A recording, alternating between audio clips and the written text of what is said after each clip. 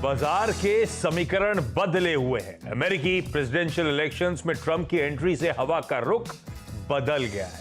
पहले महंगाई कंट्रोल की बातें हो रही थी, अब ब्याज दरें घटाने का जिक्र जोर पकड़ रहा है। ग्लोबल फैक्टर से इतर भारतीय बाजारों की जान बजट में अटकी हुई है। सवाल यह है कि पुरानी पॉलिसी की राह पर सरकार चलती रहेगी या फिर लोक लुभावन बजट का रास्ता पकड़ेगी। कैपिटल गेन्स टैक्स को लेकर बाजार की अपनी आशंकाएं हैं, लेकिन इन तमाम चीजों के बीच यह मत भूलिए कि बाजार लगातार नए शिखर छू रहा है। इस रिकॉर्ड तेजी वाले बाजार में बजट से पहले कहां दाव लगा रहे हैं ब्रोकरेजेस, कहां है उनके या फिर कौन से है उनके बिग बजट बेट्स।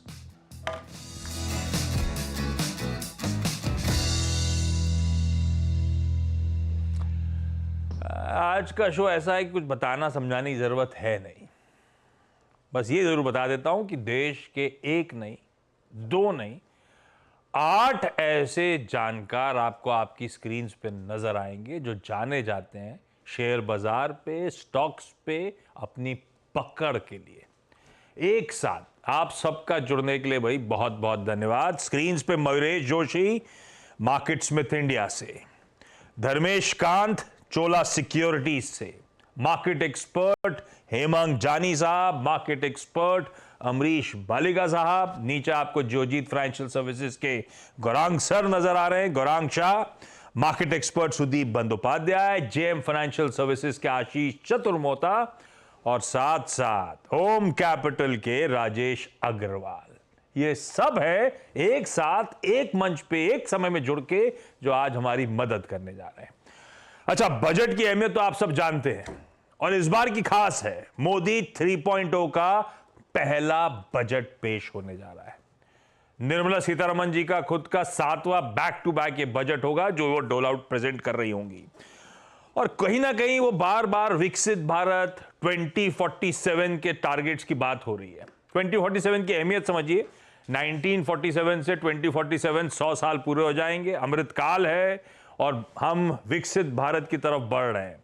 तो क्या ये मोदी 3.0 का पहला बजट नींव रखेगा उस लॉन्ग टर्म टारगेट्स के लिए, उस डेवलप्ड नेशन बनने की तैयारी जो कर रहे हैं? सबसे पहली चीज तो वो इंपॉर्टेंट, पर वो ठीक है, वो जामा होगा, उस पर अपन बातचीत करेंगे।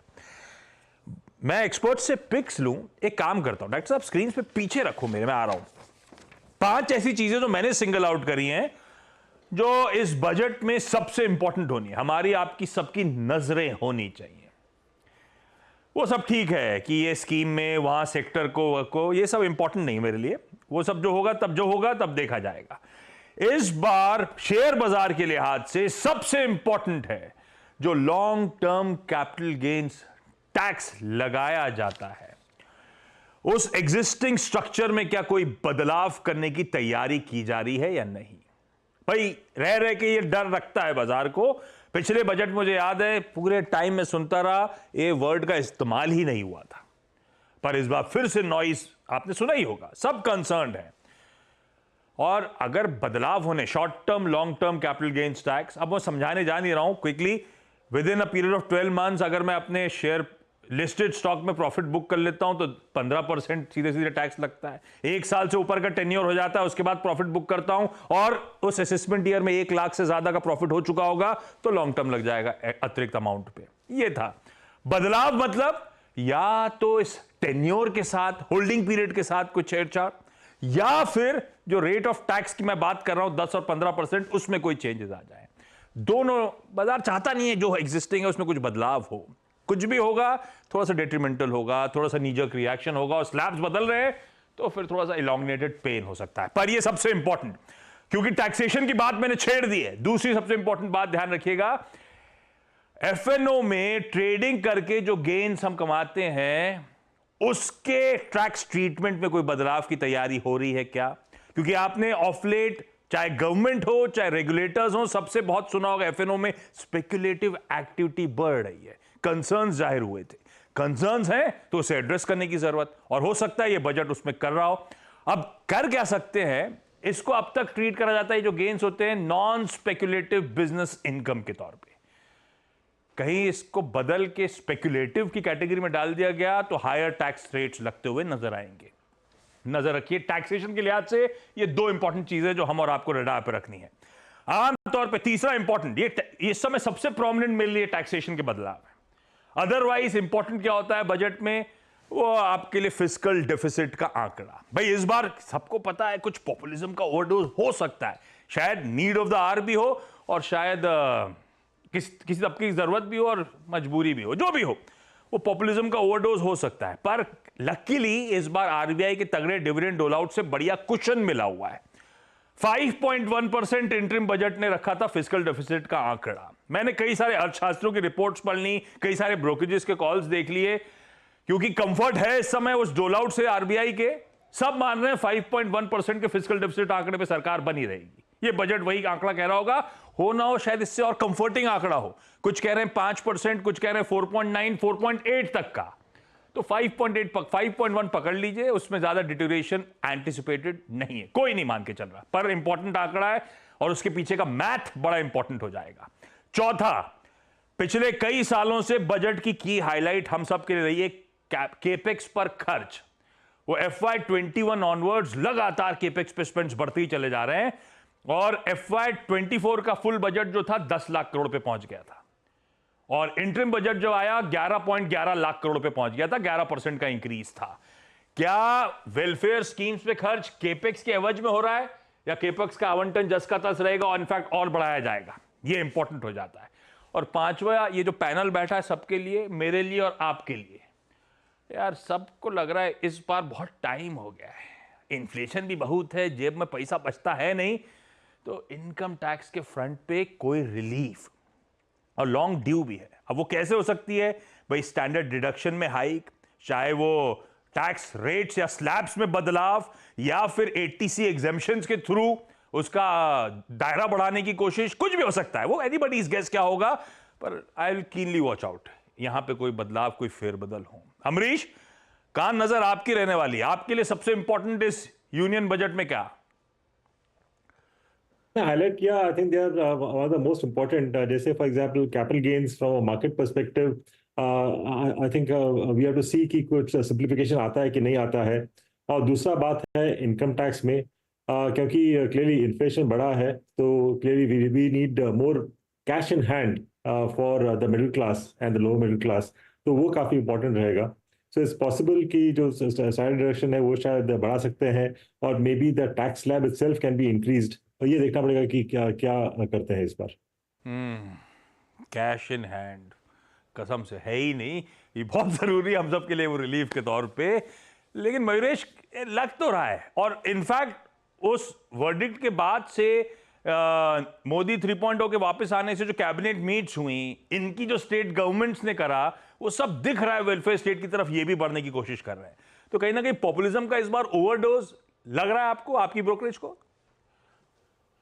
सुनो आशीष जी, नहीं, आई डोंट थिंक पॉपुलिज्म का कोई ओवरडोज होगा। यस, थोड़ी आई थिंक जो इंसेंटिव्स है रूरल इकोनॉमी की तरफ या सब्सिडीज है, ये थोड़ी बढ़ सकती है, because rural economy is in genuine distress. और दूसरा जो हम फ्रीबीज की बात कर रहे हैं, आई थिंक मुझे नहीं लगता, I think budget is a probably platform for doing this, and I don't think the government will undertake any sort of a massive freebie program. दूसरा, आई थिंक जो सैलरीड क्लास की आप बात कर रहे थे, वहां पे थोड़ी राहत आ सकती है, but sum of all parts मिला के आप अगर ये एलोकेशंस भी देखेंगे, जो आरबीआई का एक एक्सेस बोनंजा है 1 लाख करोड़ का, that should probably take care of all these elements. देखिए, थोड़ी थोड़ी से क्या होगा, आप बोलने के लिए तो बोल सकते थे ज्यादा रिलीफ मिल जाए, आए जैसी वीक कम से कम दिल को तो अच्छा लग जाता, 2 दिन वीकेंड अच्छा चले जाता। लेकिन ठीक है। हेमांग सर, वैसे सबसे बड़ा कंसर्न तो सब अपनी जगह, अगर फिर से कैपिटल गेन्स को छुआ नहीं तो आधा काम, तो आधा क्या, मुझे लगता है पूरा काम हो जाएगा। पर आप लोग क्या पेंसिल इन कर रहे हो कोई बदलाव, कोई छेड़छाड़ करने की वाकई जरूरत है? हर बार ये पिछले 3-4 साल से मार्केट में ये बात आती है कि गवर्नमेंट कुछ बदलाव कर सकती है कैपिटल गेन्स में, बट एटलीस्ट ये मुझे उसका चांसेस बहुत ही कम लगता है, बिकॉज आप देखिए सेंटिमेंट काफी अच्छा है मार्केट का, और पीएसयू स्टॉक्स में जिस तरह की री रेटिंग हुई है, जिस तरह का सेंटिमेंट है, उसमें शायद गवर्नमेंट अभी ये मौके पर उसमें कोई बदलाव करना जरूरी ना समझे। और जो F&O की बात है जो आपने जिक्र किया था वो बहुत इंटरेस्टिंग एस्पेक्ट है कि एक तो एसटीटी की कलेक्शन जबरदस्त आ रही है और दूसरी तरफ जो रिटेल का ऑप्शन में जो पार्टिसिपेशन है उसको कम करने के लिए कुछ सुझाव एक्सपर्ट पैनल ने दिया है। तो ये बजट में कोई टैक्सेशन रिलेटेड टिंकरिंग होती है कि नहीं वो देखना थोड़ा इंटरेस्टिंग हो जाएगा, चांसेस कम है। FY24 से इंटरिम के बीच में केवल 11%। आप लोग क्या पेंसिलिंग कर रहे हो इस बार केपेक्स पे स्पेंड्स को लेकर चोला सिक्योरिटीज पे? Ashish ji, extension of interim budget का हम लोग पेंसिलिंग कर रहे हैं, अराउंड 12% के आसपास होना चाहिए। आपने जैसा बोला ना कि छेड़छाड़ करने की जरूरत है क्या, मुझे नहीं लगता सरकार इस बजट में कोई छेड़छाड़ करेगी। अगर करना ही है तो फिर FY26 के लिए जब जनवरी में बजट पेश करेंगे वो लोग, तो वहां पर करेंगे। अभी ये स्टेटस क्यों रहेगा आशीष जी, कुछ भी चेंज नहीं आना चाहिए।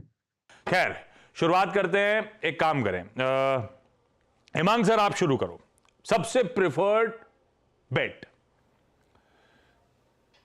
जी, वैसे तो मैंने PSU से ही स्टॉक को चुना है और स्टॉक का नाम है ONGC और इसमें हमारा जो टारगेट प्राइस है वो 380 का रहेगा। तो आई थिंक एक बहुत बड़ा री रेटिंग देखा है पर्टिकुलरली ऑयल PSUs में, और जिस तरह की प्रोडक्शन ग्रोथ गैस के अंदर हम लोग देख रहे हैं, जिस तरह के टारगेट्स ONGC के हैं, तो काफी बड़ा रैंप अप होगा टिल FY26। और जो ऑयल का प्रोडक्शन कम हो गया था वहां पे भी एक थोड़ा सा रिवाइवल देख रहे हैं।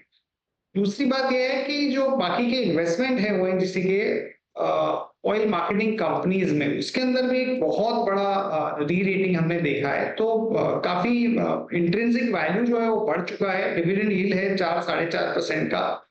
तो हालांकि PSUs में थोड़ा सा हम लोग सेल ऑफ देख रहे हैं, पर अगर आप देखें तो ONGC काफी रेजिलिएंट है और 7 to 8 इयर्स के कंसोलिडेशन के बाद स्टॉक बाहर निकला है और वैल्यूएशन का कंफर्ट है। तो मुझे लगता है कि ये स्टॉक में करंट भाव में भी कंफर्ट है और अच्छा एक अपसाइड आपको देखने को मिल सकता है।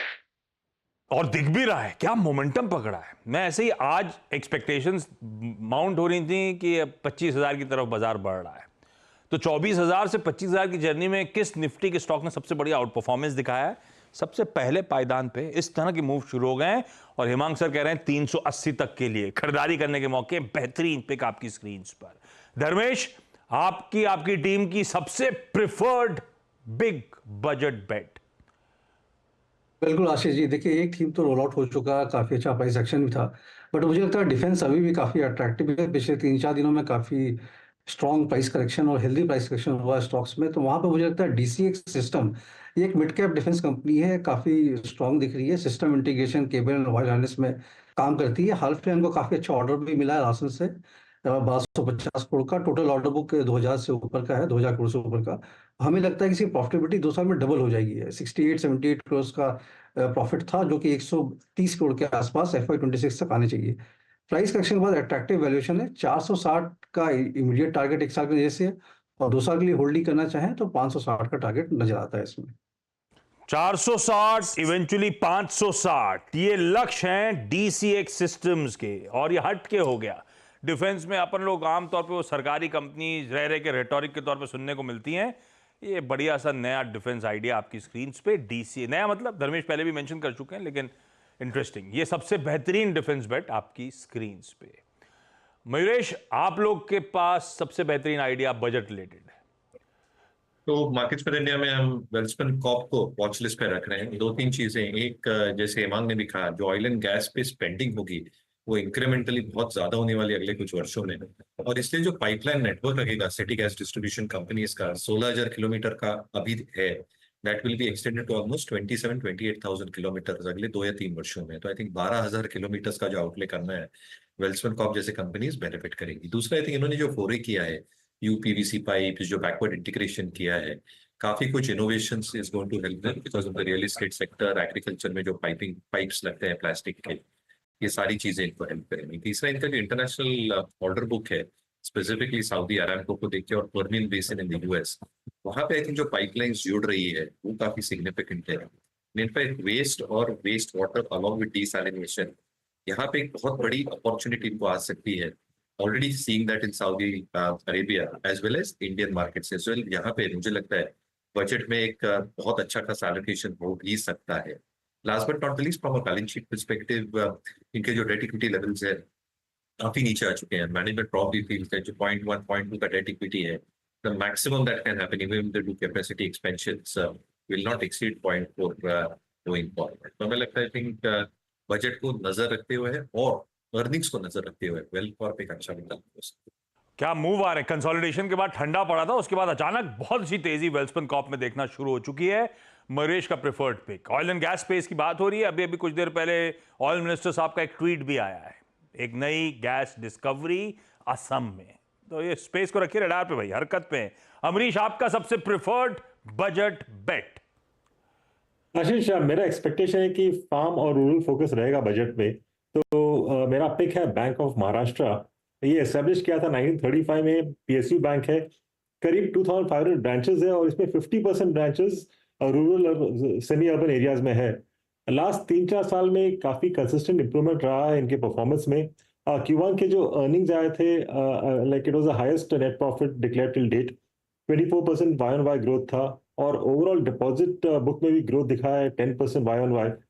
एसेट क्वालिटी भी काफी इंप्रूव हुआ है. Gross NPA is about 1.88, net NPA 0.2%. और अभी एक स्पेशल एनपीए रिडक्शन प्लान भी इन लोगों ने शुरू किया है वन टाइम सेटलमेंट का. तो बाय एक्सपेक्टेड कि बाय सितंबर अबाउट 500 प्रॉपर्टीज इन लोग ऑक्शन करेंगे. तो इससे इनकी जो एसेट क्वालिटी है ये काफी इंप्रूव होगा यहाँ से भी. तो एक्सपेक्टेड ईपीएस फॉर FY26 करीब 8.5 का है और यहाँ मेरा टारगेट प्राइस बनता है 85 का, which is about 1.75x adjusted book value. बहुत सही. क्या मूव. सरकारियों में हम सब बाकी बैंक से चर्चा करते हैं, सबसे ब्यूटीफुल टर्न अराउंड जिसका हुआ वो आपकी स्क्रीन पर है. री-रेट हुआ, री-रेट के बाद बढ़िया कंसोलिडेट हो रहा है और अब अमरीश कह रहे हैं फिर तूल पकड़ेगा 85 के लक्ष्य के लिए. बैंक ऑफ महाराष्ट्र रडार पे रखिए. एक काम कर रहा हूं, अभी तो आपने जो 8 गेस्ट देखे हैं, मैंने ऊपर के चारों से डिस्कशन शुरू करा है. अभी नीचे के 4 इंतजार कर रहे हैं. ब्रेक के उस पार नीचे के 4 जो एक्सपर्ट्स हैं उनके साथ बातचीत की शुरुआत और उनके बेहतरीन पिक्स.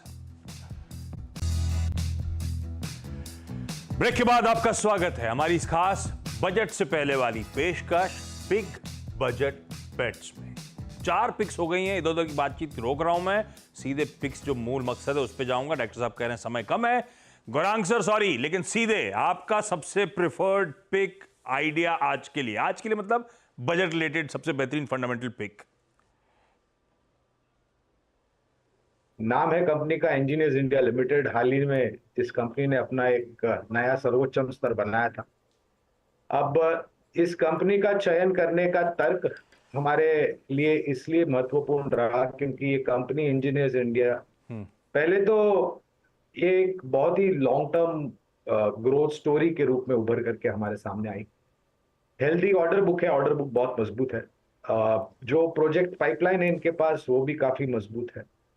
तीसरी बात, इन्होंने डाइवर्सिफिकेशन बहुत अच्छी तरीके से किया है. डिकार्बनाइजेशन कारोबार में गई, उसके साथ साथ बायोफ्यूल्स और ग्रीन हाइड्रोजन में, जो कि सरकार के तरफ से एक बहुत बड़ी मुहिम और बहुत बड़ा काम करने की नीतियां सामने रखी हैं.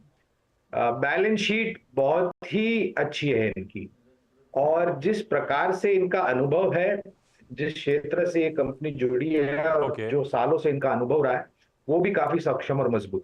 तो पेट्रोलियम रिफाइनरिंग में कामकाज करती है, ऑनशोर ऑफशोर ऑयल और गैस क्षेत्र के लिए अपनी सेवाएं उपलब्ध कराती है, पाइपलाइंस लगाने में मदद करती है, स्ट्रैटेजिक स्टोरेज के लिए सेवाएं उपलब्ध करती है, पोर्ट्स एंड टर्मिनल्स बनाने में सहायता करती है, fertiliser, mining, infrastructure, water and waste management, biofuels और green hydrogen. Basically oil and gas space का ये एक्सटेंशन कह लीजिए आप. ये ओएमसीज वगैरह जो खर्चे करती है ना केपेक्स पे, उसका भी भरपूर फायदा इंजीनियर्स इंडिया को मिलता है. ये है गौरांग सर की प्रेफर्ड पिक. सुदीप सर, आपके रडार पे आज सबसे बेहतरीन बिग बजट बेट कौन सी? जिस शेयर का मैं जिक्र करना चाहूंगा बजट के लिए वो है अपने क्षेत्र का दिग्गज company Larsen Toubro. Construction, infrastructure और कैपिटल गुड सेक्टर में इंडिया में जबरदस्त कामकाज कर रहे हैं और इसके यहाँ पे भी ये भी ध्यान में रखना पड़ेगा कि सरकार की तरफ से ये कंस्ट्रक्शन, इंफ्रास्ट्रक्चर, कैपिटल गुड्स पे बहुत ज्यादा ध्यान है. तो बहुत अच्छा टेलविंड के साथ ऑर्डर बुक तगड़ा हो रहा है और लार्सन टुब्रो का एग्जीक्यूशन हमेशा से बेहतरीन रहा है और वो बेहतरीन एग्जीक्यूशन के जरिए अपना परफॉर्मेंस कंटिन्यूअसली इंप्रूव कर रहे हैं. हम लोगों को लगता है कि आने वाले दिनों में पोस्ट बजट और भी सरकार का फोकस आएगा इस सेक्टर्स में और लार्सन का कामकाज बेहतर होगा। इसके अलावा हाइड्रोकार्बन, जहां पे वेस्ट एशिया में जबरदस्त कैपिटल एक्सपेंडिचर चल रहा है, वहां पे भी लार्सन टुब्रो को जम के ऑर्डर्स मिल रहे हैं और ये ओवरऑल मार्जिन प्रोफाइल इंप्रूव करने में सहायता कर रहा है। आज के दिन में करीब 1/3 लार्सन के जो ऑर्डर्स हैं वो इंटरनेशनल ऑर्डर है, पर्टिकुलरली सऊदी अरेबिया जहां पे कंस्ट्रक्शन बूम चल रहा है, वहां पे लार्सन टुब्रो एक बहुत ही उम्दा प्लेयर के रूप में उभर के आए हैं और जबरदस्त ऑर्डर्स मिल रहे हैं। और ध्यान में ये रखना पड़ेगा कि ये सारे ऑर्डर्स इनको मार्जिन प्रोफाइल इंप्रूव करने में सहायता कर रहा है, तो आने वाले दिनों में लार्सन का मार्जिन प्रोफाइल इंप्रूव करेगा। Larsen and Toubro, Sudeep sir का सबसे प्रेफर्ड आइडिया। राजेश सर, दिखाइए हुए राजेश जी को। राजेश जी, आपका सबसे प्रेफर्ड पिक? देखिए, ऐसा है कि हम इस वक्त JSW इंफ्रा के साथ जाना चाहेंगे, जो कि अगर आप देखो तो भारत का दूसरा सबसे बड़ा कमर्शियल पोर्ट ऑपरेटर है। बैलेंस शीट में इस वक्त लगभग उनके पास 1000 करोड़ रुपया है, जो कि आगे आने वाले दिनों में एसेट एक्वायर करने में और गवर्नमेंट टर्मिनल्स की बिडिंग करने में काम में आएंगे। आगे आने वाले 2 वर्ष में हमें लगता है कि अर्निंग्स ग्रोथ बहुत शानदार होगी, क्योंकि कैपेसिटी एक्सपेंशन कर रहे हैं। जो पोर्ट्स हैं इनके बहुत स्ट्रैटेजिक लोकेशंस में हैं, जो कि उनके कस्टमर्स के जो लोकेशन है उसके बहुत नजदीक पड़ते हैं, इसलिए उन्हें वहां बेनिफिट मिलता है। ठीक। तीसरे, थर्ड पार्टी बिजनेस को ग्रो करने की बातें कर रहे हैं। कुछ JNPT से इन्हें LOI मिले हैं और अभी पिछले दिनों इन्होंने 70% स्टेक नौकार में लिया है। तो इस तरीके से ये ग्रोथ की बातें कर रहे हैं और जो भारत में हमारे इंफ्रास्ट्रक्चर पोर्ट डेवलपमेंट की बातें कर बहुत ले रहे हैं। हाल के नंबर्स थोड़े डिसअपॉइंटिंग थे, लेकिन फंडामेंटली कोई दिक्कत नहीं। खरीदारी करने का मन स्टॉक में JSW इंफ्रा में बनाया जा सकता है। चतुर्मोता साहब के पास चले। आशीष जी, आप लोग का JM में सबसे प्रेफर्ड फंडामेंटल बेट कौन सा? नमस्कार आशीष। तो देखिए, हमें पावर सेक्टर पे हम काफ़ी बुलिश रहे हैं और हमारा ये मानना है कि गवर्नमेंट ने जो एक एम बनाई है कि करंट जो कैपेसिटी है 278 गीगावाट की रिन्यूएबल एनर्जी कैपेसिटी, इसको 500 गीगावाट तक 2030 तक पहुंचाना है। और इसमें हमें लगता है टाटा पावर एक बहुत ही बेहतरीन कंपनी होगी। एज अ डिस्क्लोजर, ये स्टॉक हमारे पोर्टफोलियोज में एपेक्स PMS स्ट्रेटेजीज के पोर्टफोलियोज में इन्वेस्टेड है और हम इस स्टॉक के अंदर में मीडियम टू लॉन्ग टर्म में काफी पॉजिटिव व्यू रखते हैं। सबसे पहले तो इस कंपनी की जो करंट कैपेसिटी है वो ऑलमोस्ट 14 गीगावाट की है और उसमें करीब 5 गीगावाट रिन्यूएबल एनर्जी या क्लीन एनर्जी के तौर पे है। और हमें लगता है कि ये कंपनी ने जिस तरह से इनके कॉन कॉल्स में या एस्टिमेट्स में कंपनी ने कहा है कि 2027 तक ये 15 गीगावाट तक के क्लीन एनर्जी की कैपेसिटी क्रिएट करेंगे। टाटा पावर वो है चतुर्मोता साहब का प्रेफर्ड पिक। 8 आ गए मेरे पास, प्लीज स्क्रीन पे दिखाइए CNBC आवाज के वो बिग बजट बेट्स। बाजार के 8 जाने माने फंडामेंटल एक्सपर्ट्स की बढ़िया पिक्स। कोई ONGC, कोई वेल्सपन कॉर्प, कोई DCX system, bank of Maharashtra, Larsen and Toubro, engineers India, Tata power और JSW इंफ्रा रखिएगा अपने रडार पे। समय कम है, नहीं तो गौरांग सर से जानना चाहता उनकी शरीके हयात के लिए क्या करें निर्मला सीतारमण जी, लेकिन वो किसी और दिन के लिए। आप सबका जुड़ने के लिए बहुत बहुत धन्यवाद। Thank you so much.